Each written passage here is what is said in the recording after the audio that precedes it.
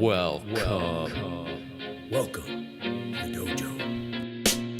Check out Joe, he's a Reddit bro, likes to edit posts, and he starts to gloat when he gets the most of votes or likes. Yeah, he's really hyped, really psyched, cause the crowd is really tight and the work is really light. His training plan is the first thing your eyes see, cause he got more follows than my boy Eric Dicey. Opinions on Magnus, Hans, and Karyakin, who cheated who, which engine That did he ain't hack in? Mouse. He got blocked by Short, ignored by Dvorak, but he can't be wrong, he scored a like from Truon. He's got lightning attacks on GM blunders and gaffes, true not over the board, it's only the other chat. Still his 7-year plan ensures the last laugh. Distractions detract from any actual actions. Excuses are useless, he rues his inaction. Awaits satisfaction, the status of Magnus. He bought 50 books and opened up 10. Fools ought to read Psalms, not my system. He's got 30 alt accounts on every site around. Chessable courses keep looking cheaper by the pound. He got 22 databases and 36 engines, 25 chess sets, and a massive clock collection. He bought merch from Gotham, Bra and Naka, but his game history looked like some chess copy pasta. A GM coach that he don't listen to. Greetings, folks. Let's adjust the view here.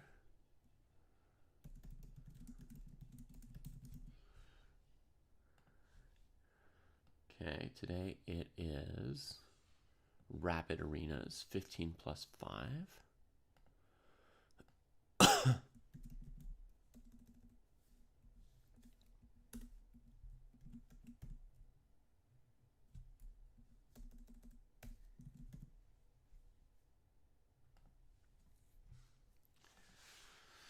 Hey, Sweet Blues, I don't think it is.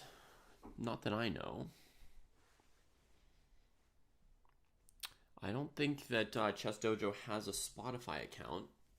I certainly don't.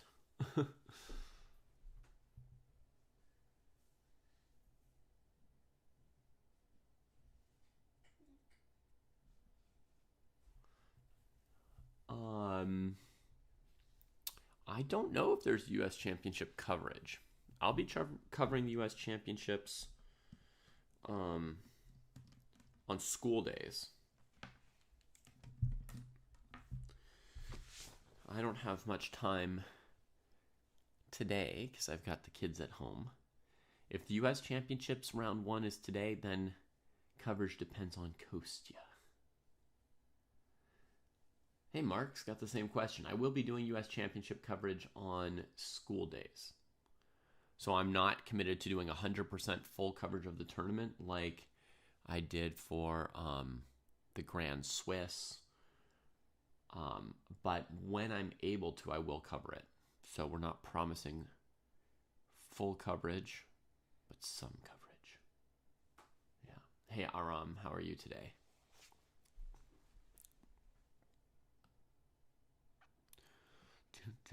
Kostya's there and will be on today. That's the answer I was hoping for. Yes!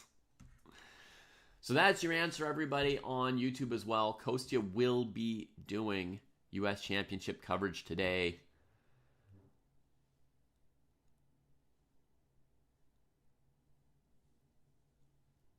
Okay.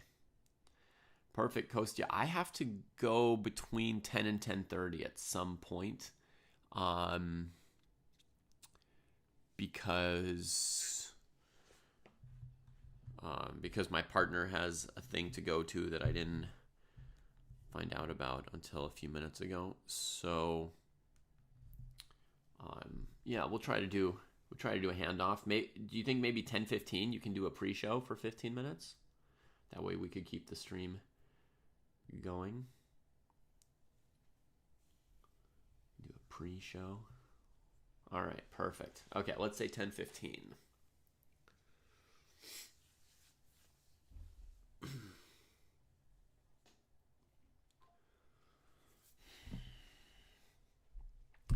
For some reason, I've got the song Lose Yourself playing in my head. Maybe I'm very pumped up for the U.S. Championships and I just didn't even know it.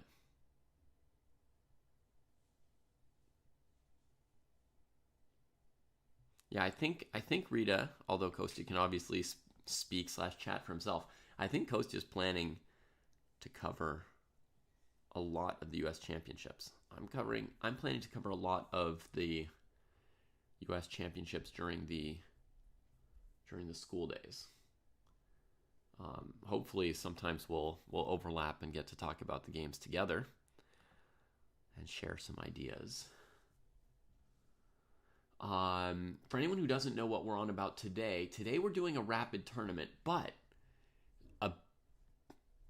the beginning of a big announcement is that we are planning to switch when we do rapid tournaments and when we do classical tournaments.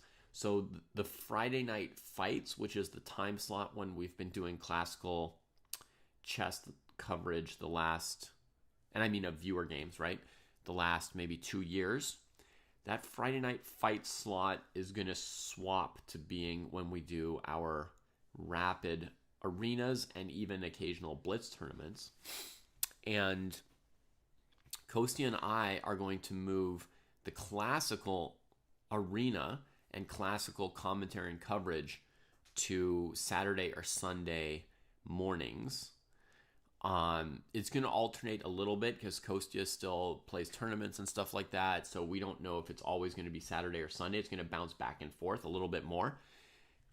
Some people may know when I said we were doing viewer rapid arenas on Saturday or Sunday mornings, it ended up being, let's say, 51 Sundays and 1 Saturday. So some of you might think it has to be Sunday.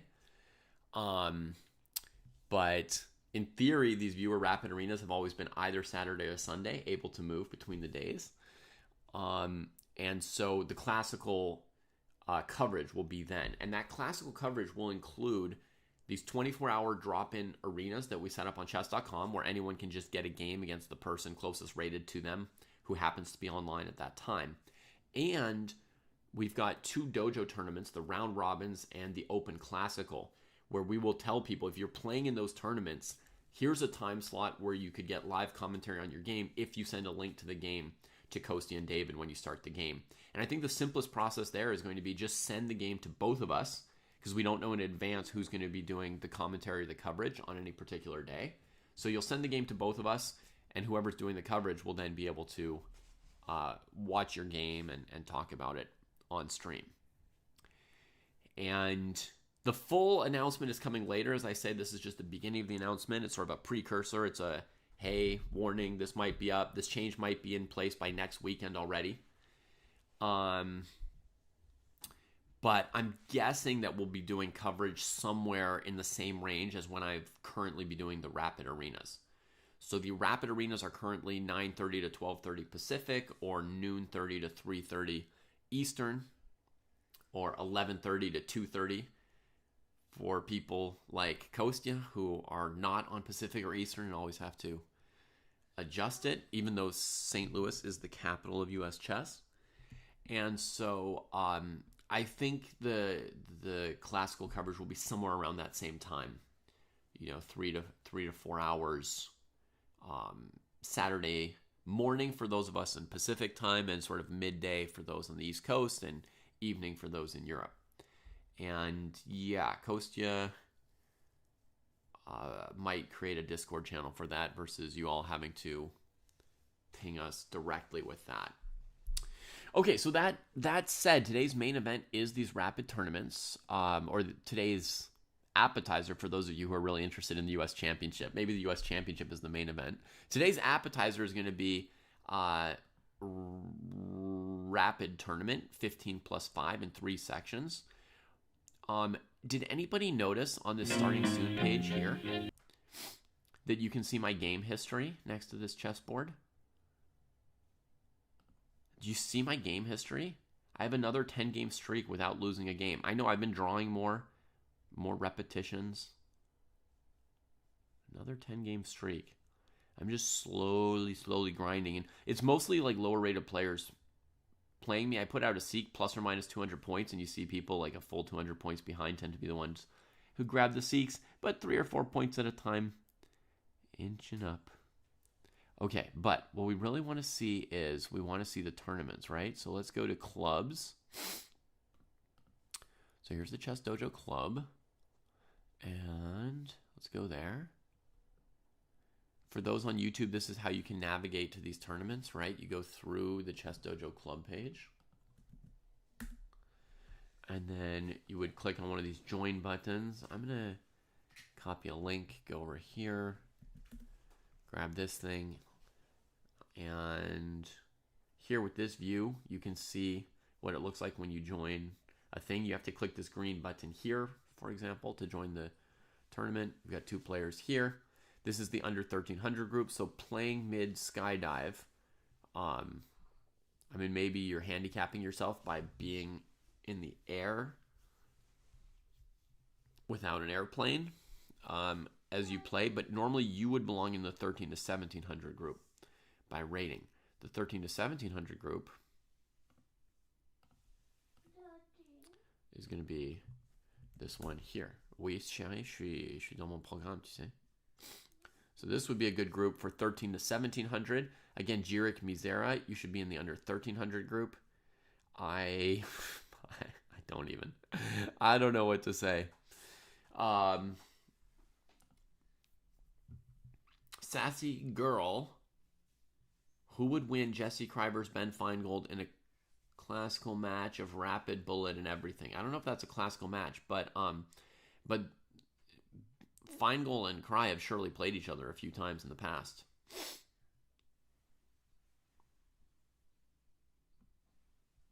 I'm sure they've played each other before. So folks, the 3 rating groups are by chess.com rapid ratings. So if you're under 1300, there's an under 1300 group. If you're between 1300 and 1700, there's a 1300 to 1700 group. And if you're over 1700, there's an over 1700 group, right? So here are the links to those 3 different arenas for those of you on Twitch. Hi, Be Conquered. Aristotle, yes, I speak French with my family and English with my stream.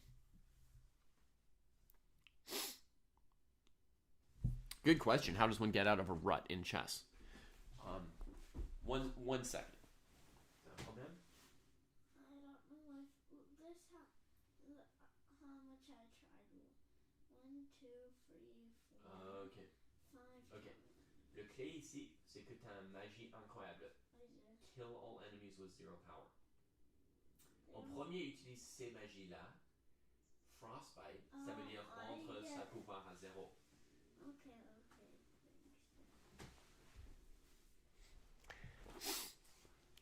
Okay. All right. So, how to get out of a rut? Yes. I've been wanting to make a video on that subject for our YouTube channel, and I will at some point. But since I haven't made it yet, I'm going to give you like a short-ish answer.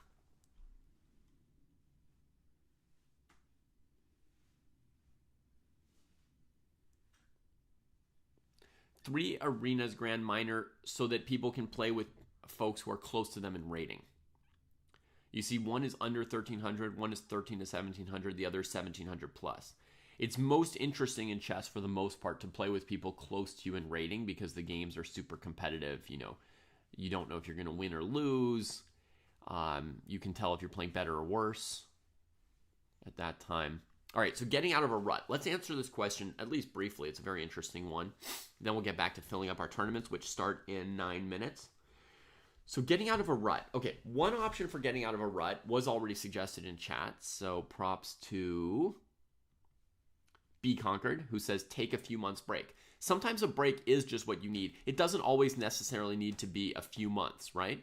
So taking a little break can help you come back refreshed, and it can let go sometimes of something that's holding you back. Like sometimes when you're in a rut, you stay in a rut because you're having bad thoughts about the fact that you're in a rut.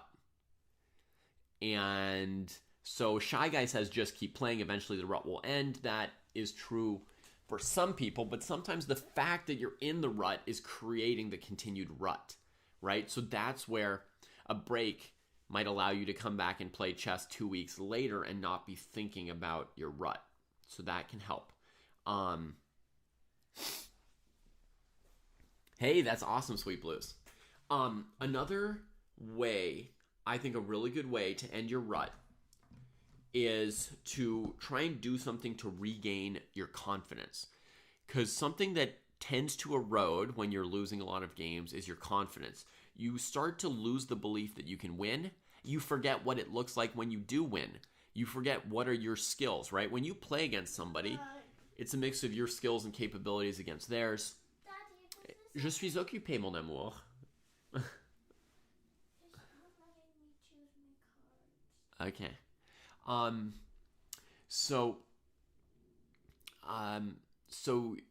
it's a mix of your skills against theirs, and there are scenarios where your skills will prevail and scenarios where their skills will prevail. And, normally if you played 100 games against somebody, you'd win some of the games and they'd win some, and there are different scenarios possible. So there are scenarios where you win, scenarios where you lose, scenarios where you draw, etc. As you lose a bunch of games in a row, you start forgetting what the scenarios look like where you would win. You can't visualize them anymore. You start to forget what your skills are. You lose confidence in them, and it becomes very hard to play well. So doing something to boost your confidence can really help when you're in a rut. Boosting your confidence, there's a few ways to do it. Somebody in chat mentioned, I'm sorry, I don't remember whose name it was. Somebody mentioned you could play against some lower rated players and win some games. So you remember the feeling of winning. So let's say you're 1600 and you're losing to other 1600s. We don't know exactly how far down you'd have to go, but maybe you try playing a 1400, see if you can win a game. If you can't, maybe go down and play a 1200. If you can't, maybe play a 1000 and slowly build yourself back up by rediscovering how to win some games. Another way to maybe remember how you win, and this is something that I do even when I'm not in a rut. This is a very generally useful thing to do. I think it's something I do just to help visualize victory and to build up my confidence and and sort of kindle my own best chess. Is you can keep a collection of your best games over time. So whenever you play in a tournament, if you play one or two good games, when you come home, put them in a folder for yourself somewhere, right? And have basically a playlist of your own greatest hits. You know what I mean? Best games of you, instead of best games of Paul Morphy or best games of Garry Kasparov. And then play through that list. And that will often get your confidence up a bit. It also reminds you of what your best skills are, so it helps you visualize, like, how could you get a victory, right? What do you do to get a victory? All right, and I'm going to give you one more tip, and then we need to get people into these tournaments and focus on that. And my son's constant question, si tu dois me laisser tranquille pour 5 minutes, mon amour, c'est juste impossible, ça. Si ça marche pas, fais autre chose, ok? T'as des livres, là, à lire. T'as du papier à travailler dessus.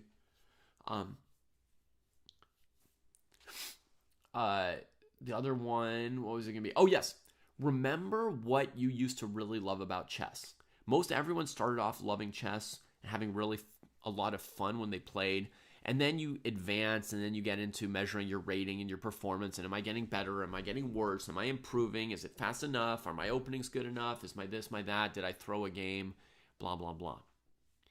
So go back in your mind to times when you played tournaments and really enjoyed them, or games. If you're in a rut online and you've never played OTB, still the same. Think about, where were you?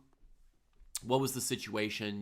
Did you have friends around? Were you alone? Were you in France? Were you in the US? Were you playing rapid chess? Were you playing slow chess? Were you playing bullet? Were you playing bug house? Like, think about the conditions of when you were really enjoying chess and then get back to that. I think this was a key moment in Firouzja Alireza's career. He was trying to get into the candidates, and he set up these crummy matches with the retired French GMs to try and farm them. And it didn't work out. And he was in a crisis in his chess. And it was a really embarrassing moment publicly for him as well, because he'd tried to cheat, basically, and he'd failed at it. And it was really pathetic. And then he went and played a normal open tournament. I think it might have been in Rouen. A 7-round tournament, open tournament, like he hadn't played probably in 8 years. And, I've got to take this phone call. Anyway, he played an open tournament. He had a lot of fun. He remembered that it was fun. And then he rekindled his love of chess. So that's what you want to do. Go back to your fun roots. Grüß dich, Daddy. Wie geht's? Guten Morgen. Mir geht's gut.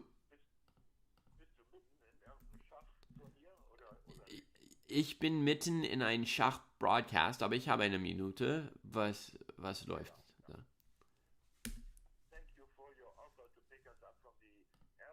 Yeah.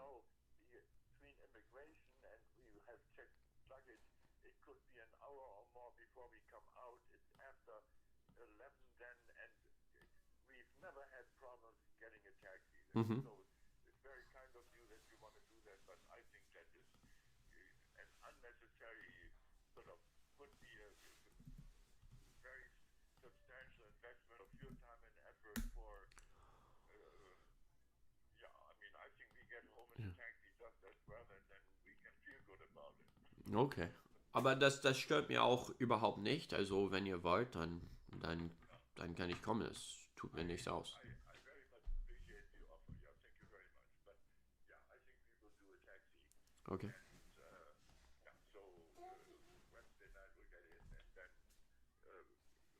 hopefully next weekend we can maybe share some time with the kids also. Is everybody healthy going to school? Ja, everybody, ja, die sind alle gesund hier. Und ja, haben keine Schule morgen für Indigenous Peoples Day, aber Okay. außer dessen sind die in der Schule, ja. Okay, David, give everybody a hug. I won't keep you any longer, and we'll hug you in person Thursday or day after. Super. Take care. Ich freue mich darauf. Bis bald, Daddy. Ich muss auch. Ciao, ciao. Tschüss. Okay, tournaments are starting in 1 minute flat. So if you want to join, folks, let's hurry up and join. Let me see if we've got enough players in the under 1300 group. The 13 to 1700 has enough, so that is nice. Oh shoot, the under 1300 group is empty. It looks like it's probably going to get canceled. I'm really sorry to our under 1300s. If it does get canceled, we'll just move you into the 13 to 1700 group. People really can't find their way into the proper sections today. They just don't want to, well, what can you say? Anyway, the top section has plenty of players, so we'll have at least 2 arenas going today, which is very nice. And since games are about to start, let me just make 1 or 2 quick little announcements about how the arenas work, folks. Do not listen to commentary while you play. Do not use computer assistance either, obviously. Do not ask your Grandmaster friend to suggest moves to you. During your games, it's just you and the board. Turn everything else off, mute your phones, alerts, or whatever. Close it, ignore it, and just play your games. Yeah? Just play your games. I am going to hang out, it looks like, for about 40 minutes, Charlie, and then Costa's going to take over with a U.S. Championships broadcast, yeah? So we're going to start with some coverage here, and then I'm going to be called away to family time, and it's going to work perfectly because Costa wanted to cover the U.S. Championships, and frankly, I want Costa to cover the U.S. Championships, right? So, okay, look at this craziness from E. Rosenberg. Yes. Great to see Evan here. And he's playing what look, the Jobava London, but then into like a super bonkers line with one move. The character of the position completely changes, becomes crazy weird. Hey, Starting Chess, doing well. Yeah, I've got a GM friend. It's nice.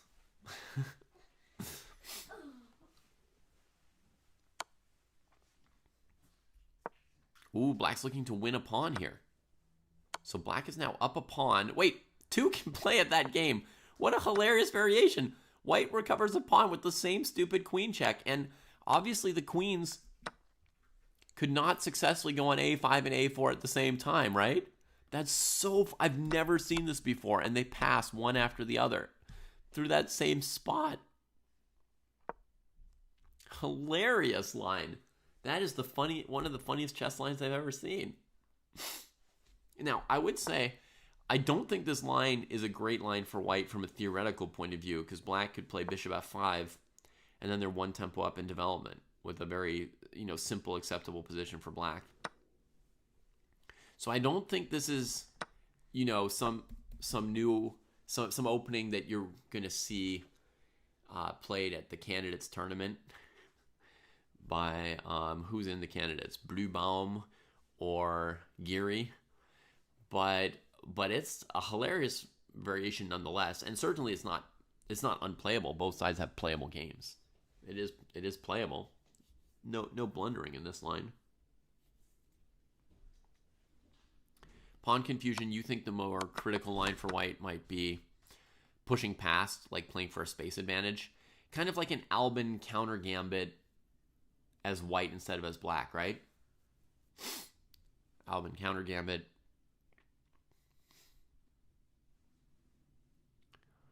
And then if black challenges your center immediately, you either have this check. You can't trade because of this. Oh, you do have that. Yeah. So with this kind of famous tactical trap, they can't take the piece because of the queen. Or potentially you even have this move. So d5 may be a critical move to look at here as well. But white traded, and we get here. And National Master Rosenberg having himself a think. See what other games we got going here. Acid Jake has already won 2 games in the time that other people played their first 4 moves. We've got Aaron fighting here, heading for c7 with the knight. This is probably a King's Indian line, I would guess.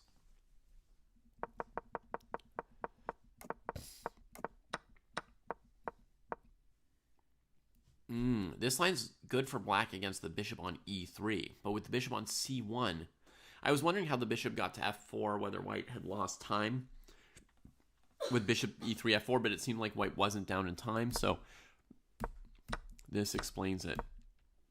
This is probably a very, very risky position for Analysis Dragon, would be my guess. Knight c7 looks like a heavy threat. The d-pawn is currently hanging. Black wants to trade on e4, but not at the cost of losing a rook. Black has queen b6 check available. I don't know if that really stops knight c7 at all.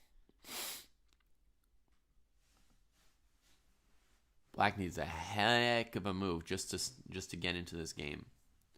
Maybe a d4 pawn sack. And then if white goes in for c7, you can take the knight, and the other knight will, and it'll be too many pieces. But d4, yeah, d4, and if white takes, then maybe you open up this and win back your pawn. And black just played knight a6. I think there was hope here with d4 maybe for black. Although d4 strategically is not what black wants to do, right? It leaves this strong pawn center. And it's possible that white keeps in advantages with knight a4. Not coming back to take the pawn, just still trying to play these moves.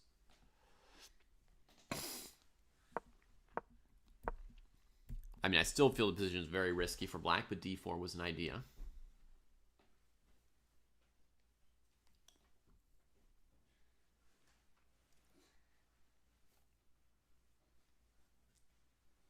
T'as l'air confortable, c'est bien. Oui, chouchou. Has this ever happened to you when you can't actually get the cards? You know what to do. Ça te permet pas de les remplacer. I got one on you because there was 2 of the Ça same. dit replace each of your cards. Alors tu marques chacun comme ça. Oui. Now, Tu vois, jamais marqué. Replace. Si tu changes d'avis, tu peux faire undo et ça les remplace pas. Mais si tu veux tout remplacer, tu mets tous comme ça et tu fais OK. I don't want that though. Mais regarde, l'avis dit replace each of your cards. Tes cartes coûtent 7 et 9 et tu as une énergie. Tu pourras rien jouer. Donc tu cherches une carte que tu peux jouer. Oh. Ça c'est l'idée.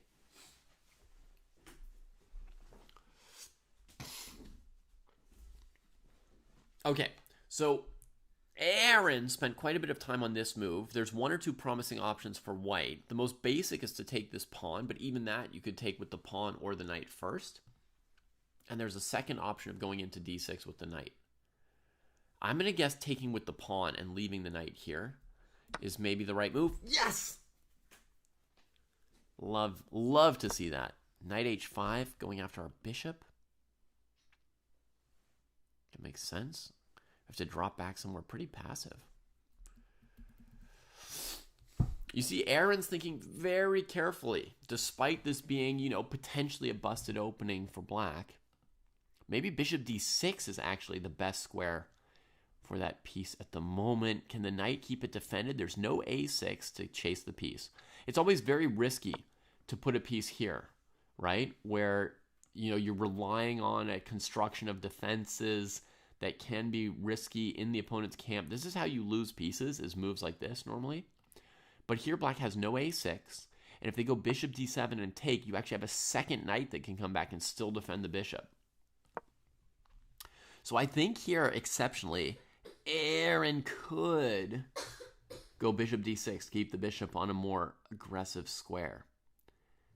But it's always a little concerning to do that, and I don't know if it's way better than coming back, but white's got weak dark squares, so they have to be very careful about this piece. It's a very important piece for white.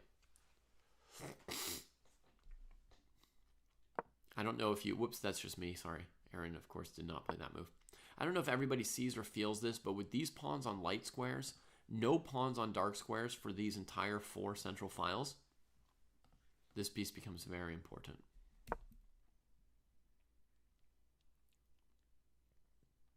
Ooh la la. Aaron allows black to trade it, which is going to leave him long-term with really bad dark squares. Good compensation for black for the pawn.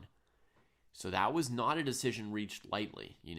I'm sure Aaron did not want to do it, but thought a while and decided it was the best option. It does really supercharge white's development, right? It supercharges white's development.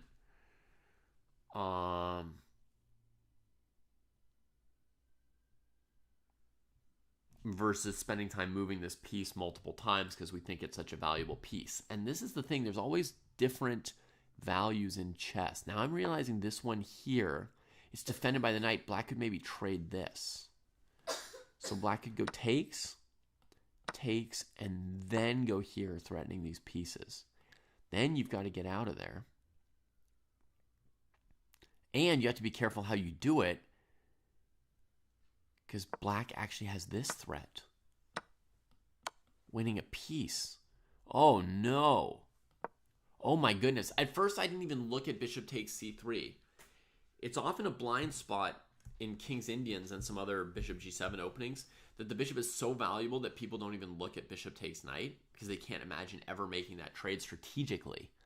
But here, there's a big threat with queen b6 check. To win these pieces, they're very loose. There might not even be any move here for white. Let me think. You could play queen a4, hoping to put your queen on b5 and stop this. But then they don't even need the check because the bishop's just hanging. Oh my goodness, if Aaron saw bishop takes c3, I wonder if that's really true. That bishop d6 loses to bishop takes c3. I need to computer check it, because if so, I'm going to use it as a puzzle. It's so cool, like a bishop takes c3 move. It doesn't quite win for black, so I can't use it as a puzzle.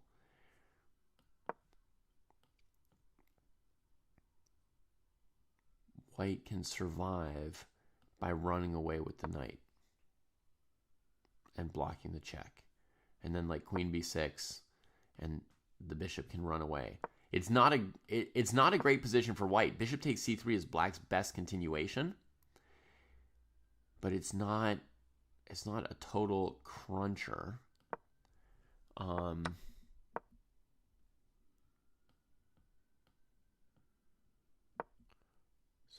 So I wanted bishop d6.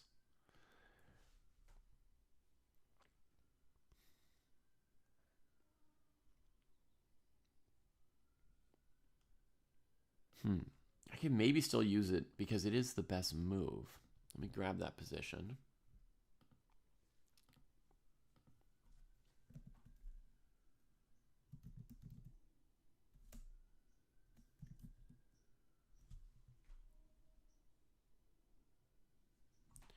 Sorry, folks. I'm going to file this in my puzzles for a moment. Let me get you the refreshed live position in the game,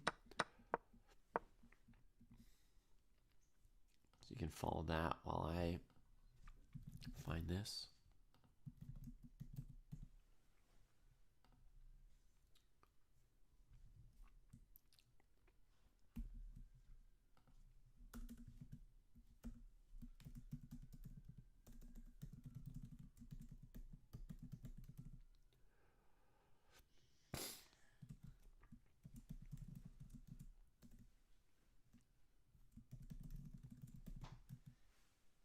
Idea.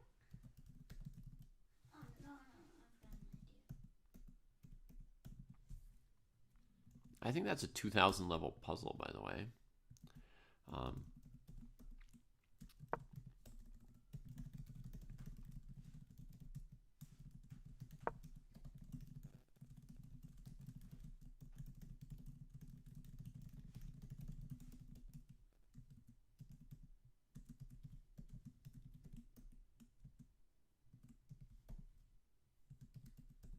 Shouldn't that level up him?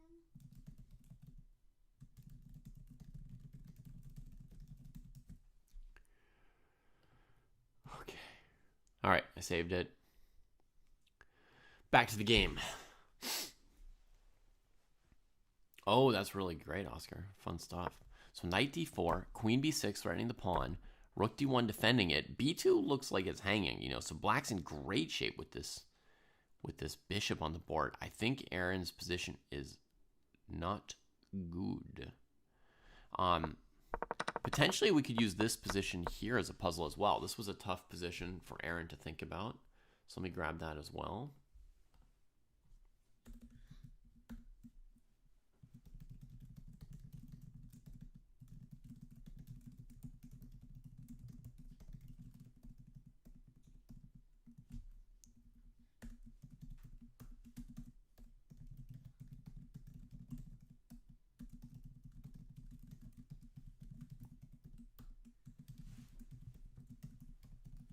Yeah, I think that's a good solid puzzle as well.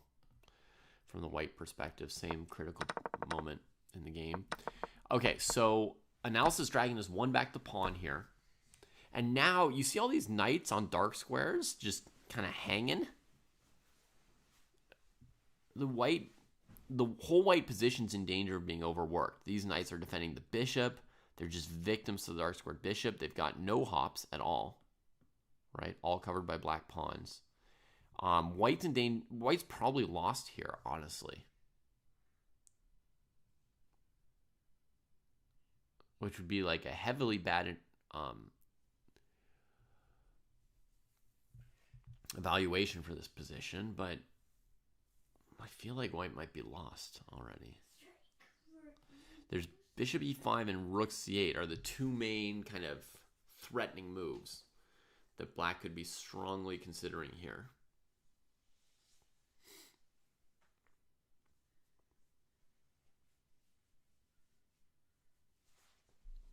So here's some variations. Bishop e5, queen e4, bishop h2.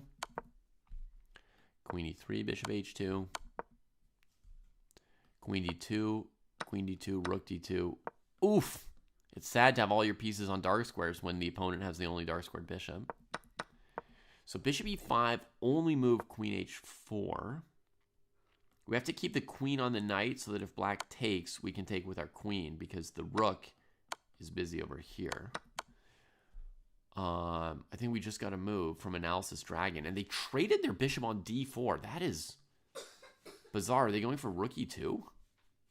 Was it that simple? This move's been played, giving up the gorgeous bishop. And then rook e2. Okay. With threats immediately on g2, so things might simplify.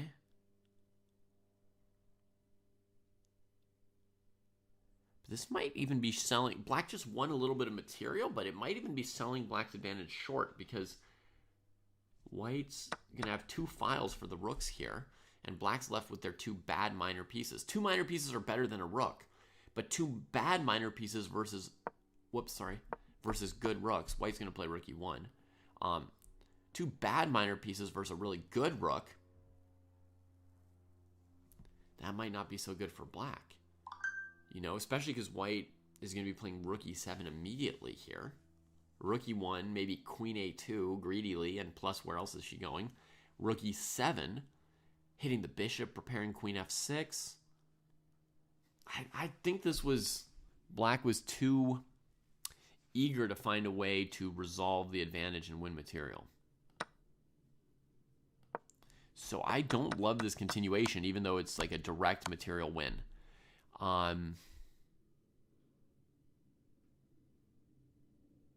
Bishop e5, queen h4, I didn't see a winning move for black here. I will say I didn't see a knockout there yet.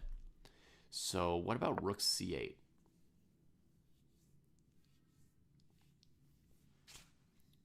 That's a very simple move that looks very simply crushing. Yeah, I mean, if you look at that move for 5 seconds, developing your last piece, right? Attacking their barely defended stuff. I mean, that's just winning. That's not a very hard move to come up with. I gotta say, not to offend Analysis Dragon, but these 2100s, they can find that move, and that move is just, it's just lights out. You know, if white moves the knight somewhere, first of all, they can't. Your bishop's attacking it. Second of all, you'll have check over here, and then you can take this piece or this piece, depending how they recapture. You know, similar knight e4 is going to drop this piece because the queen's defense gets blocked off. Bringing the queen back to try and defend will surely lose something at minimum like this on the dark squares, a rook.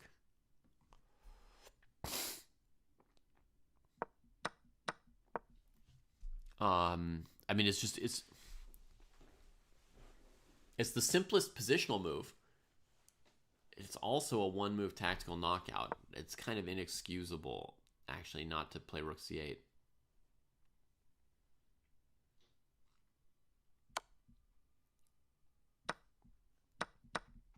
But we're going to get a far more interesting position now with this imbalance of the rook against knight, bishop, and these two connected passed pawns over here.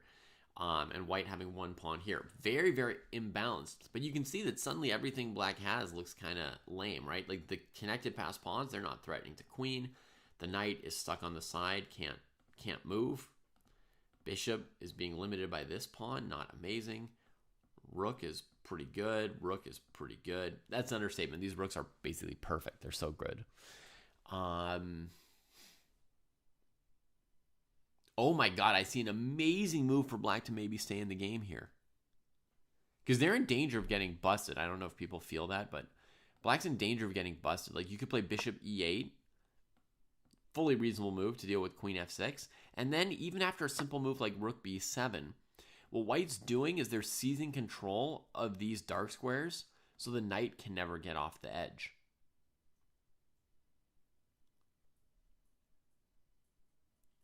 And then this knight is so bad, you know, it's hard to imagine how black saves the game. And black also has to calculate the move d6 with the idea of d7, which might also be good enough. But black may have an amazing move right here. I see a potential defensive idea. Queen a3, attacking the two rooks instead of saving the bishop. Then there might be a better move for white, but the most obvious move for white against queen a3 would be rook c to e1. Right? Then the rooks defend each other. You keep your strongest rook, the one on e7, with the biggest threats. And then I play queen c5, because the queen on d4 is undefended. And if white trades, knight takes, defending my bishop and bringing my piece back into the game. White has one more trick there. Rook c1, attacking the knight to break the defense. That seems pretty good.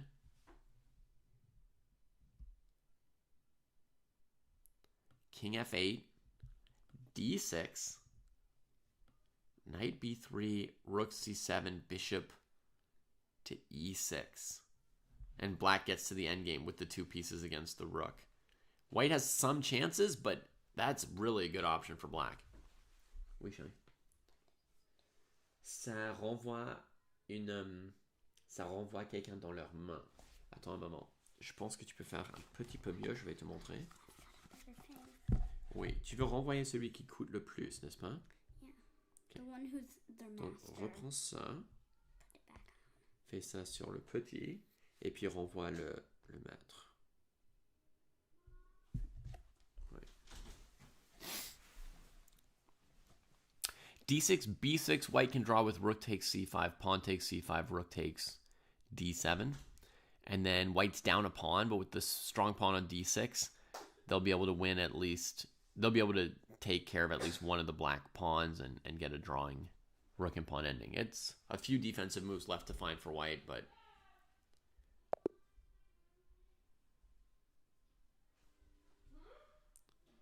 in the game, black tried to develop a new piece. That's a good instinct and all, which would have really helped black on the move where rook c8 was winning. But Aaron showed the power of the rooks. Boom! Back rank. When you've got open files, when you've got 7th ranks, when you've got control of the dark squares, oh my goodness. Oh my goodness.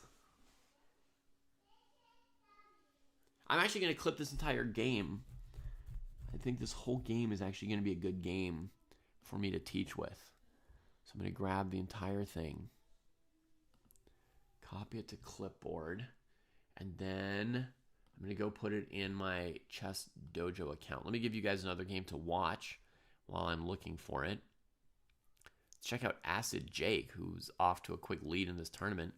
And I'm going to go and put this into a folder of teaching games, teaching miniatures, short games.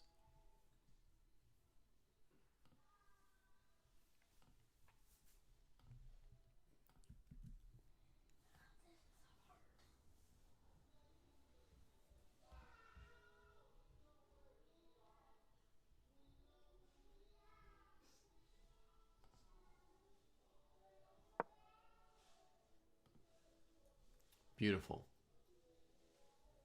That's great, Tomas. Hope you're having fun. Here, as a Jake, he's on the back foot and the back rank, right? Against these powerful pieces from black. They're tying white to the defensive g2, and white has to always watch out for rook c1. The plan is to just bounce back when you have to. So, good choice here by Jake to grab that pawn on d6. Reducing material a little bit. White's trying to hang in there for a draw, you know, just defend g2, don't let black break through.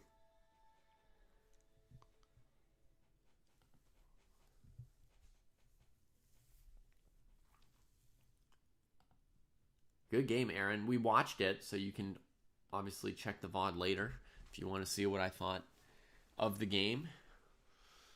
Definitely some very interesting moments in it.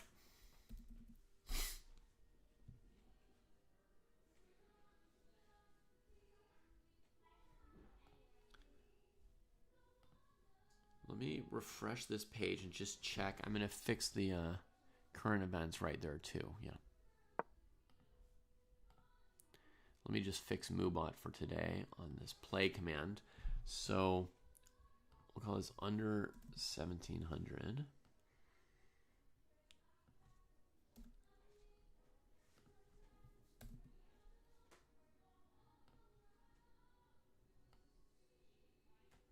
There we go. All right, updated MooBot. I'll be right back as we watch the end of this game. White should hold on for now, but there are things black can try by advancing the G and H pawns. Are there any outlets over here, David? In the stairs? In the stairs, yeah. Not that I know of. Could you leave the stair lights on? Well, I need to figure out some to do to light the stairs. I thought there might be one at the top. There's none at the Did top. this stop? Is there none at the top? Well, no, because I'm making a very dim lighted path for mommy and daddy. Oh, I see what you mean. No, so nothing. You're not seeing anything. No, we could leave this on with the dimmer We're gonna have to do that. on, I guess. Yeah, it goes dimmer, but only at the top, and it goes to mommy and daddy. Mom, how's this?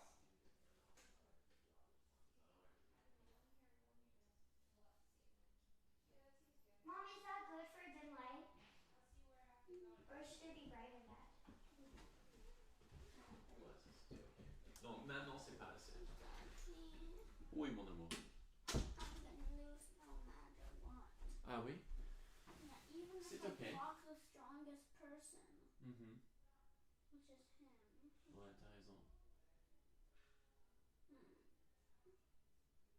Tu essaieras une deuxième fois, ok? Bon, c'est ok de perdre. On travaillera là-dessus. C'est ok. On le refera jusqu'à ce qu'on apprenne comment gagner, ok? Okay, so hanging tough for now. White holding this, holding the first rank. If black could get a pawn to h3, that would probably break white's defenses. But if you just straight advance the h-pawn, white can play h3. Hold it off. Another option is to increase tension with g5, g4. White would probably take, and black's idea would be to win the e4 pawn after the f pawn gets diverted, right? And when you win the e4 pawn, and this f pawn here is on g4, then the e5 pawn becomes a passer, and you could use that to break white's resistance. So g5, g4 is a very big plan for black. Again, white might try to stop it with h3, and maybe we want to play g5, h5, and just make a full pawn break on g4. That seems like the clearest plan to me. And it's kind of 50-50 whether white can survive that or if white loses. The kiddo's learning how to play Legends of Runeterra, Aristotle. Oh, black makes an evil threat of rook takes f3, pawn takes f3, queen f3 check. Look at this, folks. Acid Jake spotted it in a second, right? But rook f3, pawn f3, queen f3 check. You'd actually be forced to block with your queen, thus losing the rook back here, and black would win. But Jake just, moves the rook off of that diagonal, pops the queen. You have to calculate rook g2 before you do this, but after rook e2, rook g1, king g1, white's up a rook. So solid defense, and Acid Jake putting some time pressure on Silvio by finding some of these defensive moves quickly. Queen scoots out of the way. There's currently no threat, but white doesn't have a lot that they can move, right? They have to play, I don't know, rook d1 looks like maybe the only move. Maybe rook f1 offering a rook trade. That's playable too. Yeah.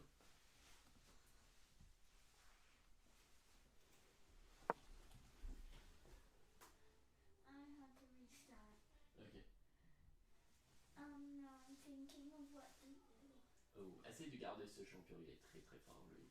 Daddy? Oui. I don't know how to make him better. Quand tu auras fait des stuns ou des recalls 6 fois, il deviendra plus fort. Tu as déjà fait 4 fois. 4 fois what? Recalls? Oui, 4 stuns ou recalls. I did recalls? Je sais pas lequel tu as fait, chérie. L'un ou l'autre.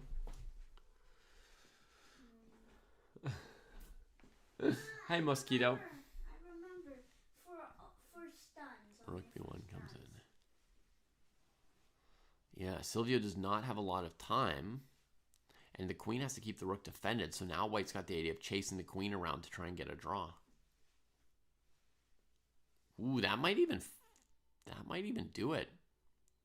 That might save this game for Acid Jake. Wow. Super.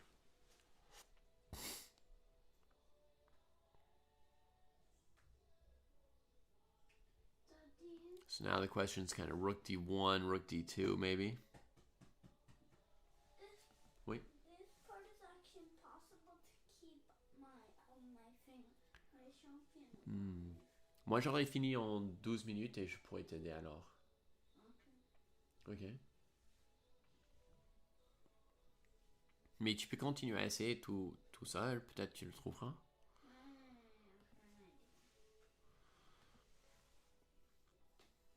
Acid Jake using some of that extra time to reflect on this move.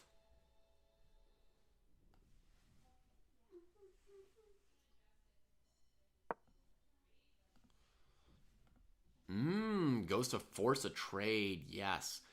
If one rook or queen gets traded, by the way, folks, then Jake is very safe to draw this endgame. Very safe. So that's great. Jake is on form to die.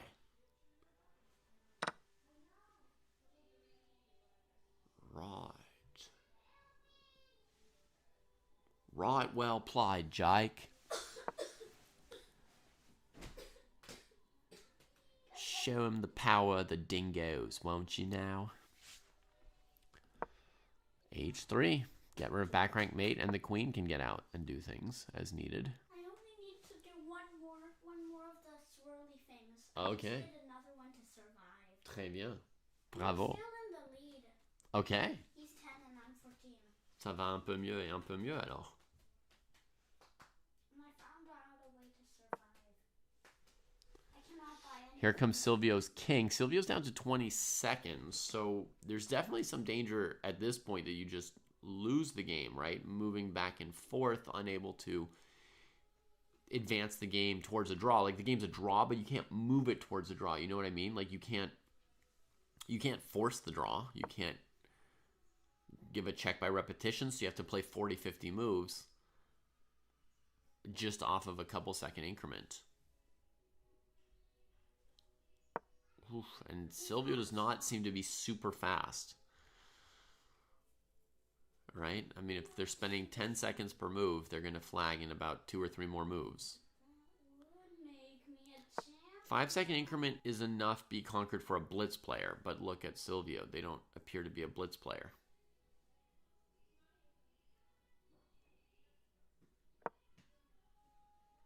You see, they're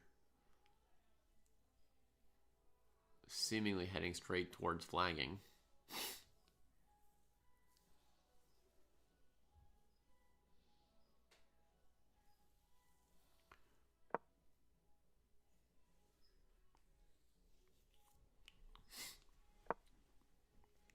Well, one theory is you play fast. Another theory is you take your time at times so you slow black into a slower pace, you know?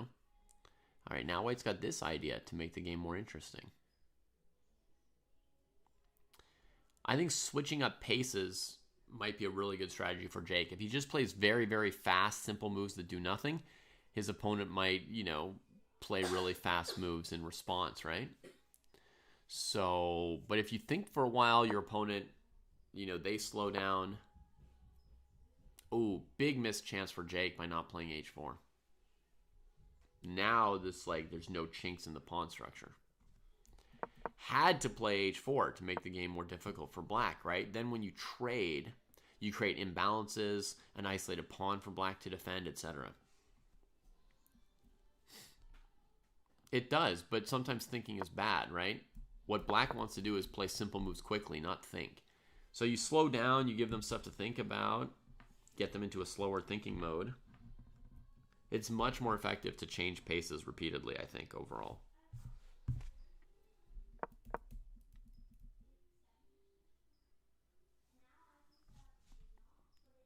Now queen here, keeping the opponent tied down, and then you could try to eventually bring your king out.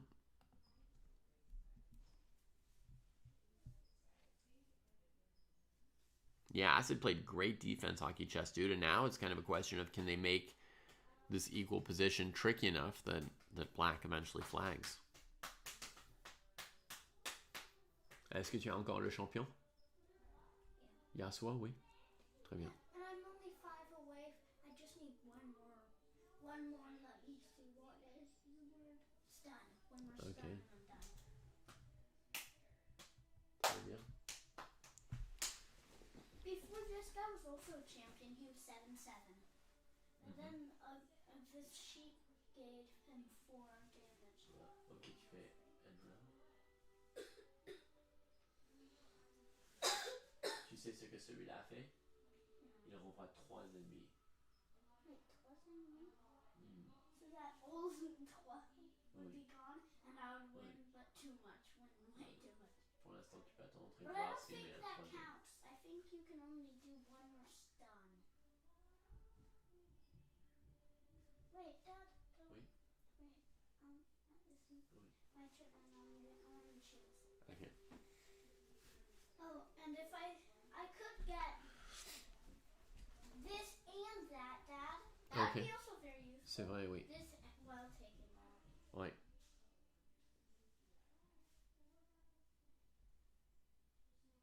Si tu veux faire ça, mets un truc en premier sur lui et puis en deuxième sur lui. Okay. Il va devenir plus fort au milieu de tes magies.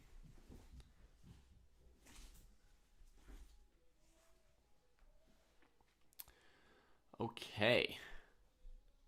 No moves yet from Jake? No, there we go. Queen E8. Oh! Oh, the pawns fall! And Jake wins the game. Bravo, Jake. Nice one, mate.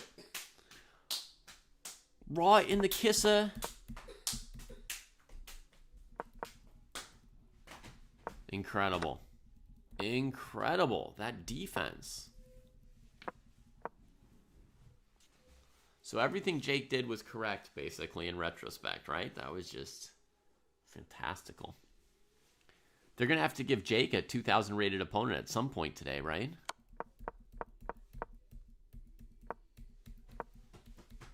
Oof.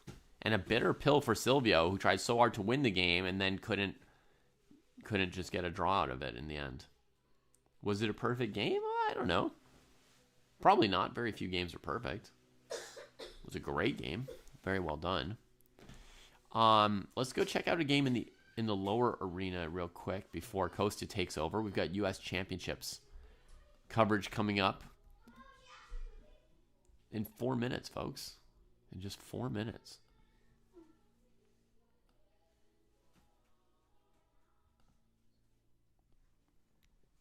All right, Majestic Waterfall versus IIT Aspirant.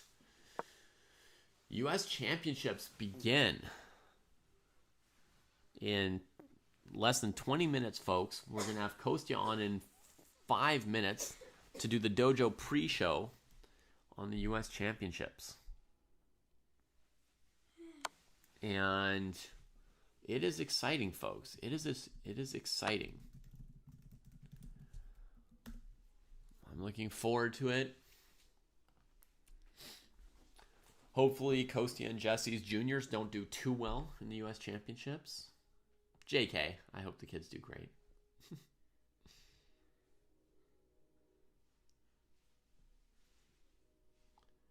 Let's see. In round 1, there's Caruana versus Oparin, Andy Woodward versus Levon Aronian, Wonder Liang, our newest United States Super GM, versus Abhimanyu Mishra, possibly a future Super GM, Sevian versus Shankland, go Shanky, Schwiertz versus Robson, and Wesley So versus Hans Niemann.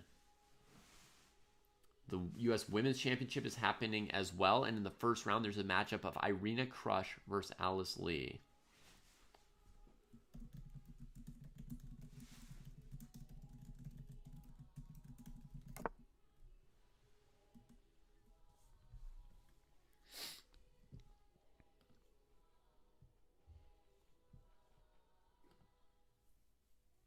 Right, and Hikaru is avoiding the U.S. Championships in order to play the Maritime Open, apparently. Total fail. But we've already talked about it. No reason to harp on negativity. Let's just talk about how great the U.S. Championship's going to be. Rose Atwell is playing this year, which is exciting. Carissa Yip is playing.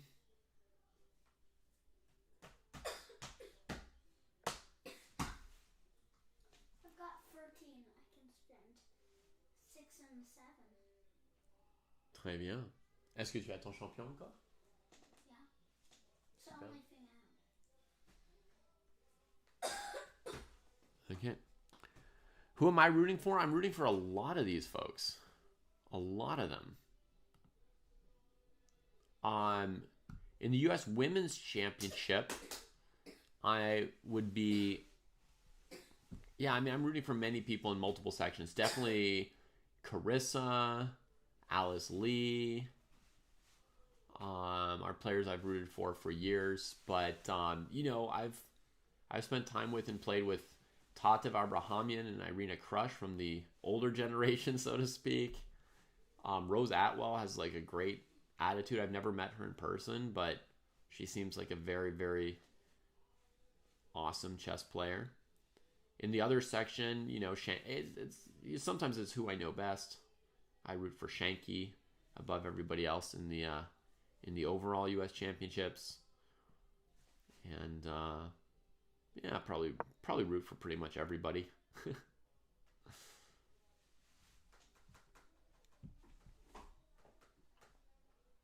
Daddy, the problem is I can't play anything. Ooh, Hikaru had the misfortune of getting paired with an IM, Kaylin. That sounds really tough for him.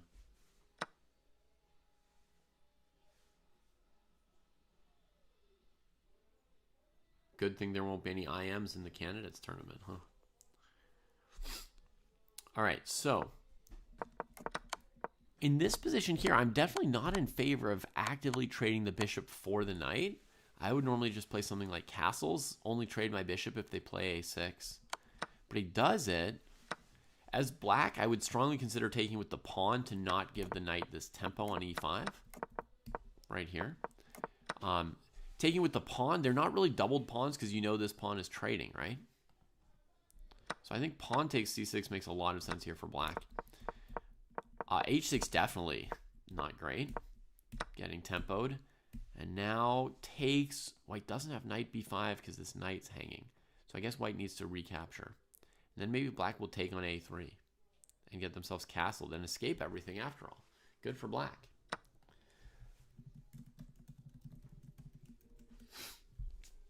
All right, folks. Pawn takes d4 does come in. Kostya is ready. He's going to take over from me. So prepare for the 2025 U.S. Chess Championships Round 1 watch party. Oh my God, I want to go to that party. Presumably my 3 kids are not going to be interested in that party today. So you all party without me. Stick around. For those of you on Twitch.